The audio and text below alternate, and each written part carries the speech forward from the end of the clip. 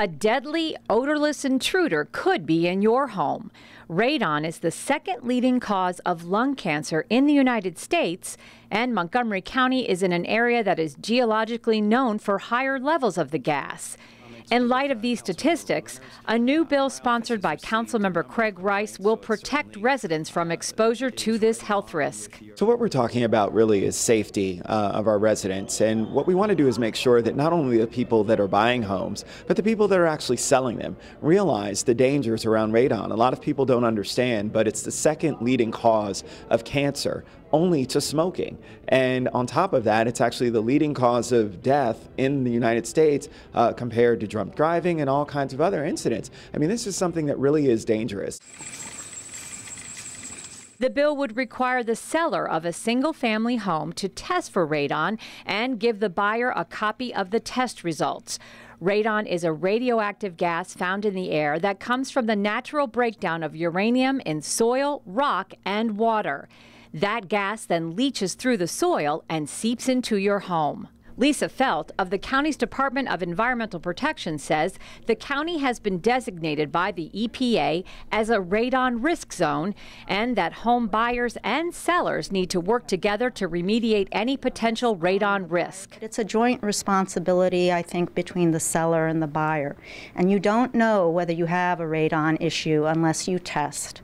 And so I think in many aspects this bill makes a lot of sense. It will be the first in the country that requires sellers to actually proactively test before they put it on the market.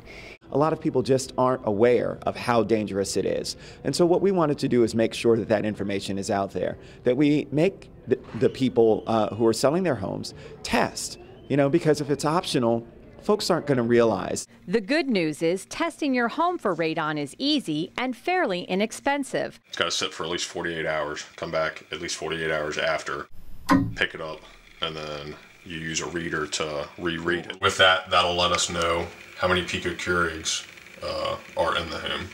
Lisa Felt says the average remediation runs anywhere between $800 and $1,200. Unlike other environmental issues that can require additional study and experimentation before a solution is found. It's fairly cost effective. You do have to, even if you test once, deal with that radon has seasonal variability. It changes with weather conditions.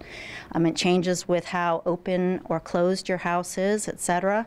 But if you do determine, going through the steps that people that sell the radon tests require you to do, and you do determine that you have an issue, it's actually fairly easy to mitigate. The remediation is actually a very easy process. It's not more expensive than you buying a new washer or dryer, but at the same time, the difference is this radon remediation can save your life. The measure is currently in committee, and it's expected to come to the full council for a vote later this fall. In Rockville, I'm Susan Kennedy for County Report This Week.